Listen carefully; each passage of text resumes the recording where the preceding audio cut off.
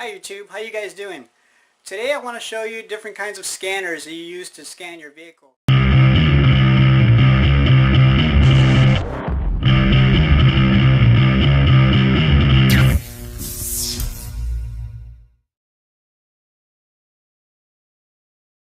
Whether it be for a check engine light, ABS light, airbag light, any kind of problem like that you might come up with. The usual warning lights that you're wondering is this a trouble code that I got to take care of right away? Is this something that I can put off? Is this something that's no big deal or something that's going to cost me so much to fix? Some of the things you could do is you could go to an auto parts store, see if they'll scan your vehicle for free, or you could always pay money out of pocket and take it to some shop to scan it. Another alternative is if you have your own scanners, you can do your own scanning, your own diagnosis, and see what's really going on with your vehicle. These are some of the scanners I'm going to show you. Some of them are more manufacturer specific, only deal with one certain manufacturer.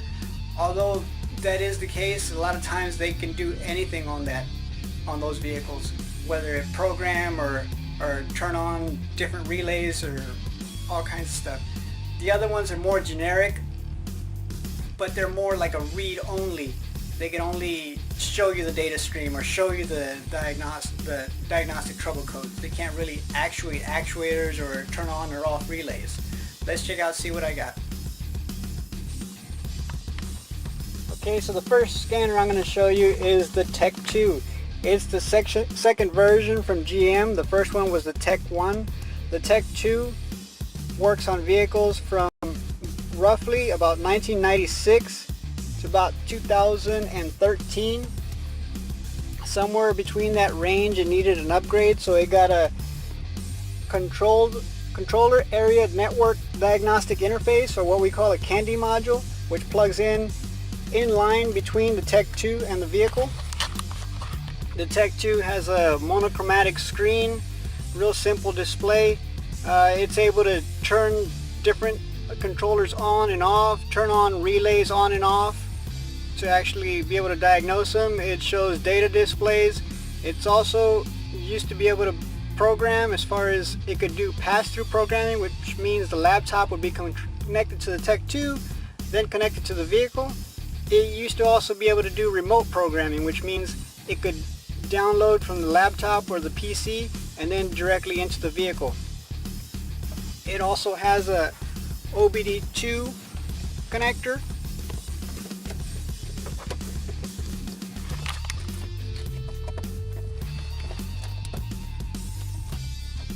You connect to the vehicle, powers up the tool.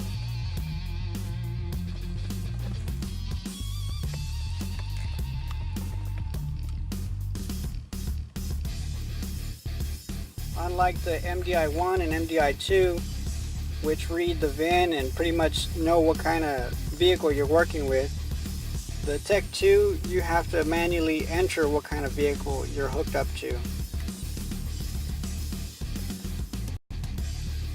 From here, it can read trouble codes, it can erase trouble codes, it can pretty much communicate with any module on the vehicle. You can read data streams. You can take snapshots, record data streams.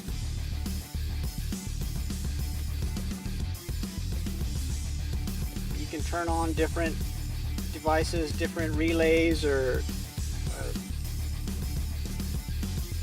it comes in handy whenever you have to diagnose things.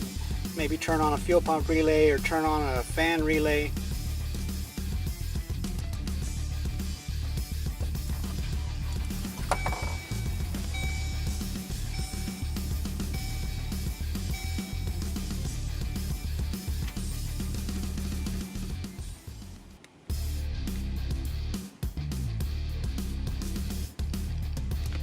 And that's the Tech 2.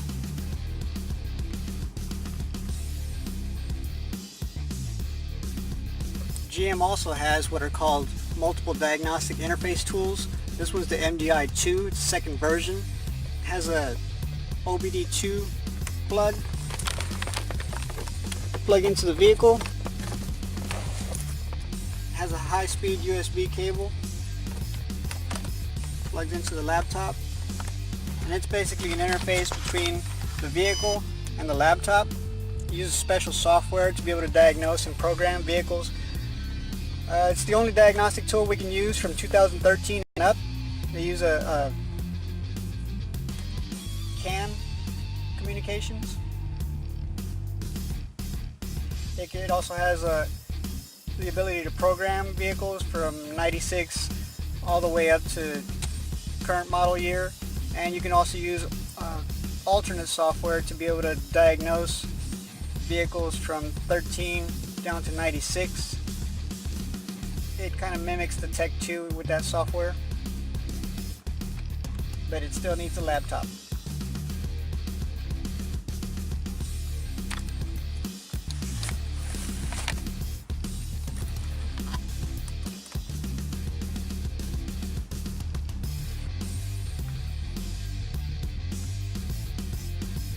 So this is the BAFX Products OBD2 diagnostic interface. You just plug it into the OBD2 port. The app, it supports different apps. The app that I'm using here is a free app. It's a Torque Lite. There's also another one that's Torque Pro, which you got to pay $5 for. And I know it does support other apps, but these are the ones that I've found that most people are happy with. It's not make specific, so it means that it'll work on GM, Ford, Chrysler, Dodge, a bunch of other imports as well. The only problem is it only does engine computer, it only does powertrain. You can read live data, you can get a gauge panel up display for you. You can read different trouble codes.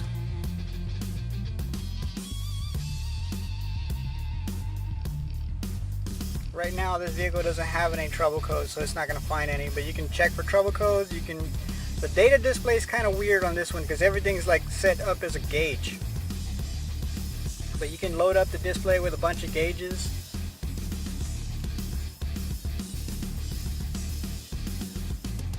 A lot of people have been happy with the Torque app. I really haven't used this diagnostic tool that much.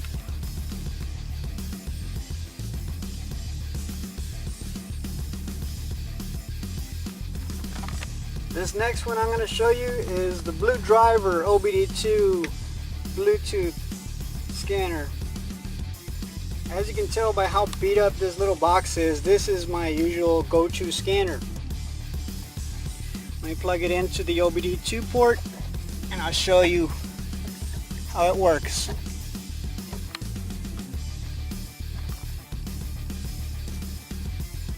Unlike the BAFX, this has its own software. So when you go to the App Store, the software is there, the software is free, but it's specific to this. It's specific to this little Bluetooth scanner. It doesn't support any other apps. It has its own app.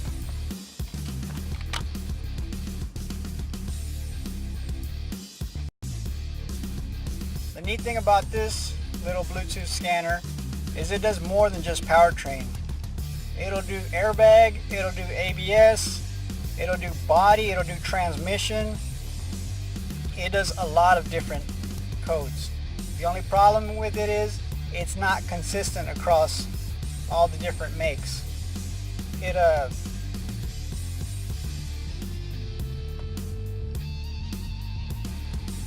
don't have any trouble codes, that's why it's saying that.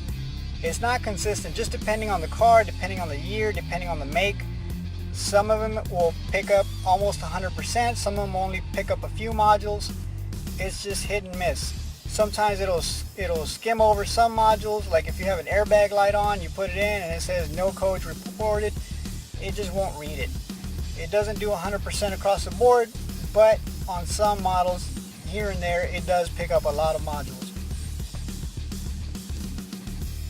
It can read trouble codes. It takes a little getting used to. Hit live.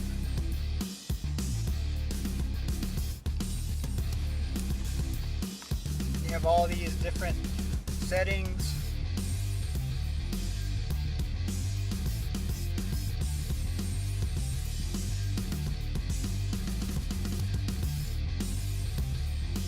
change them from a... You can see I changed the RPMs to a gauge. You can change it from a graph to a digit.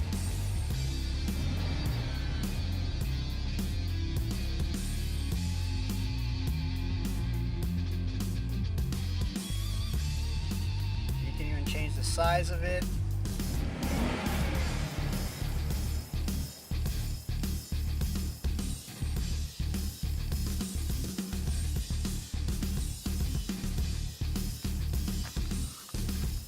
It all just takes some getting used to it. Another neat thing is with the Blue Driver, once you hook up to the vehicle, it takes the VIN straight in. So unlike other scanners that you got to build the vehicle and tell it what kind of vehicle it's hooked up to, it knows as soon as you plug in. Not only that, but it saves the VIN in memory. So if for whatever reason you're working on somebody's car, then you need the VIN to look up maybe a bulletin or look up parts, the VIN's in there already. All you got to do is find it by the last time you hooked up to a vehicle. On top of that, it also saves a whole list of VINs and vehicles. It'll save also trouble codes that you pulled up. It'll save live data that you pulled up. It'll save it all in a storage area where you can later look up the VINs as long as you remember what date you looked them up. It's a pretty neat feature. That's the Blue Driver. So now that I've shown you some of these scanners, let's talk real world, how accessible these are. The first two, be it the MDI-2 and the Tech2, are more dealer specific. You have to be affiliated with a dealer to actually get a hold of one of those. There are knockoff ones off of eBay or off of some other places where you can order. Those don't have the full capabilities as the full dealer ones do. They can't program, and in other instances there's certain things that they can't do. Those two, we'll start with the Tech2 first. The Tech2, along with the MDI module, which is going to let you communicate with all the vehicles all the way up to 2013, which means they're going to also communicate with high-speed data vehicles. That price tag runs somewhere around $2,100 bucks. $2,100 bucks plus any updates or programs. You still have to be attached to a dealership. Only through a dealership can you get the downloads and the updates for it. Now the MDI-2 ranges somewhere between $800 and $900. That's on top of the cost of still having to get a laptop that's compatible with it. So it's up there in price as well. Some of the other scanners that I showed you, the BAFX, that one runs somewhere around $20. And like I said, some of the apps might be $5 apps to attach to it. So all around maybe $25 plus tax. That's very reasonable considering that it only does powertrain. The other one, the Blue Driver. Blue Driver, I got it for about $99.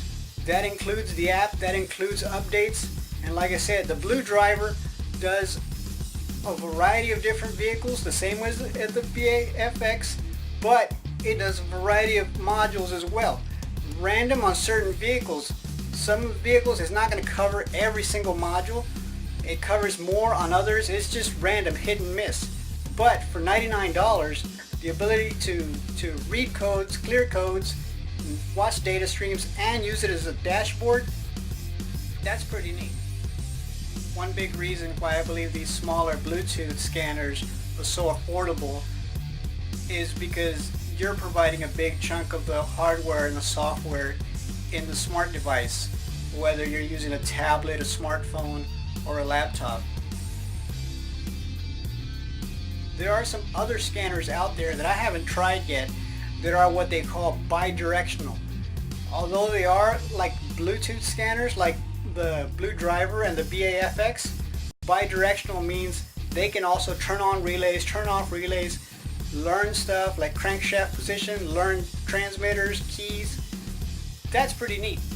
Those do range somewhere around $700-800 as well. Now you might be thinking, well, that's about the price of an MDI, but these bidirectional scanners also do a variety of different makes. So if you're really willing to invest that much money, that's probably the best bang for your buck. Another cool thing about the OBD2 scanners, like the Blue Driver and the BAFX, is you can use the dashboard if you're doing some kind of a swap, like an LS swap, for example. A lot of the guys say, well, you know, how do you do the gauges? How do you handle the gauges? Because everything is handled through data from the ECM or from the PCM. Some guys actually have a tablet mounted to their dash. Some guys just use their smartphone mounted to their windshield, and that is their gauge. I just wanted to share with you some of the things that I use, and I know this has nothing to do with the 60s models muscle cars until you get to the point where you're doing a swap. You have to be able to communicate with some of these modules, and it's going to make sense. Some of the videos that I'm going to come up with next, it's going to make sense that I'm showing you these scanners. Thanks for watching, guys. Hope you guys enjoyed the video. Don't forget to comment, like, and subscribe.